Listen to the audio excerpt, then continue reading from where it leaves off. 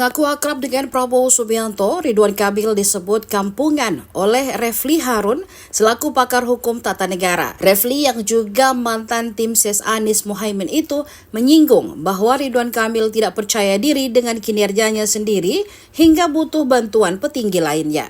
Sikap pemimpin seperti itu dianggap Refli hanya akan mengandalkan orang-orang besar di belakangnya, tidak sepantasnya diucapkan ke publik. Namun ia juga tidak menutup kemungkinan bahwa RK bisa menang di Pilkada Jakarta mendatang.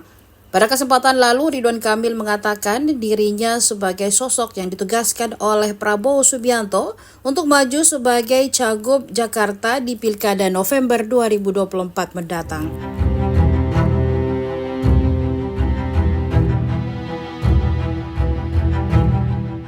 Download Tribun X sekarang, menghadirkan lokal menjadi Indonesia.